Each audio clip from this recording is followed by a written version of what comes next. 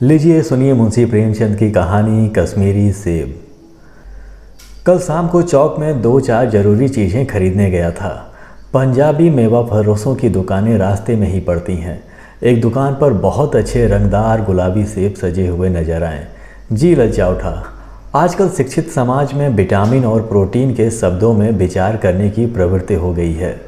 Tomato को पहले कोई सेंत में भी नहीं पूछता था, अब टमाटो भोजन का आवश्यक अंग बन गया है। गाजर भी पहले गरीबों के पेट भरने की चीज़ थी, अमीर लोग तो उसका हलवा ही खाते थे। मगर अब पता चला है कि गाजर में भी बहुत विटामिन है, इसलिए गाजर को भी मेज़ों पर स्थान मिलने लगा है। और सेब के विषय में तो यह कहा जाने लगा है कि एक सेब रोज़ खाइए तो आपको डॉक्टरों की ज़रूरत न रहेगी। डॉक्टर से बचने के लिए हम नीम कौड़ी तक खाने को तैयार हो सकते हैं। सेब तो रस और स्वाद में अगर आम से बढ़कर नहीं है तो घट कर भी नहीं। हाँ, बनारस के लंगड़े और लखनऊ के दशहरी और बम्बई के अल्फांसो की बात दूसरी है। उनके टक्कर का फल तो संसार में दूसरा नहीं है। मगर उनमें विटामिन और प्रोटीन है या नहीं, है तो काफ़ी है या नहीं, इन विषयों पर अभी किसी पश्चिमी डॉक्टर की व्यवस्था देखने में नहीं आई है। सेब को यह व्यवस्था मिल चुकी है। अब वह केवल स्वाद का ही चीज़ नहीं है, उसमें गुड़ भी है। हमने दुकानदार से मोल भाव किया और आध सेर सेब मांगे।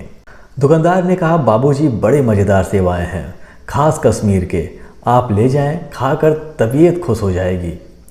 मैंने रुमाल निकालकर उसे देते हुए कहा, चुन चुन कर रखना। दुकानदार ने तराजू उठाई और अपने नौकर से बोला, लौंडे आध सेर कश्मीरी सेब निकाल ला, चुन चुन कर लाना। लौंडा 4 सेब लाया। दुकानदार ने तौला, एक लिफाफे में उन्हें रखा और रुमाल में बांधकर मुझे दे दिया। मैंने 4 आने उसके हाथ में रखे। घर आकर लिफाफा ज्यों का त्यों रख दिया। रात को सेब या कोई दूसरा फल खाने का कायदा नहीं है। फल खाने का समय तो प्रातःकाल है। आज सुबह मुंह हाथ धोकर जो नाश्ता करने के लिए एक सेब निकाला तो सड़ा हुआ था। 1 रुपए के आकार का छिलका गल गया था। समझा रात को दुकानदार ने देखा न होगा। दूसरा निकाला, मगर यह आधा सड़ा हुआ था। अब संदेह हुआ, दुकानदार ने मुझे धोखा तो नहीं दिया है। तीसरा सेब निकाला, यह सड़ा तो न था मगर एक तरफ दबकर बिल्कुल पिचक गया था। चौथा देखा, वह तो यो बेदाग था मगर उसमें एक काला सुराख था, जैसा अक्सर बेरों में होता है। काटा तो भीतर वैसे ही धब्बे जैसे किड़हे बेर में होते हैं। एक सेब भी खाने लायक नहीं। 4 आने पैसों का इतना गम न हुआ जितना समाज के इस चारित्रिक पतन का। दुकानदार ने जानबूझकर मेरे साथ धोखेबाजी का व्यवहार किया। एक सेब सड़ा होता तो मैं उसको क्षमा करने के योग्य समझता, सोचता उसकी निगाह न पड़ी होगी। मगर 4 के चारों खराब निकल जाएं, यह तो साफ धोखा है। मगर इस धोखे में मेरा भी सहयोग था। मेरा उसके हाथ में रुमाल रख देना मानो उसे धोखा देने की प्रेरणा थी।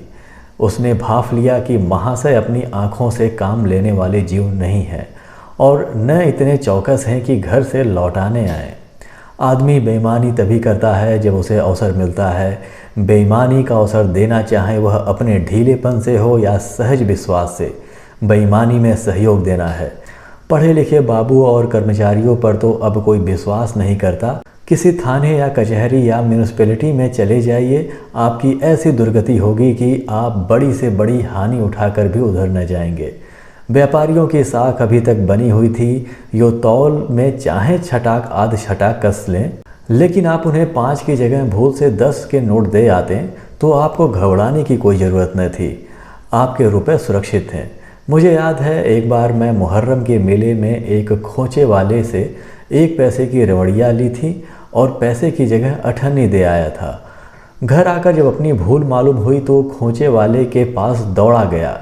आशा नहीं था कि वो अठन्नी लौटाएगा, लेकिन उसने प्रसन्न चित्त से अठन्नी लौटा दी और उल्टे मुझसे क्षमा मांगी। और यहाँ कश्मीरी सेब के नाम से सड़े हुए सेब बेचे जाते हैं।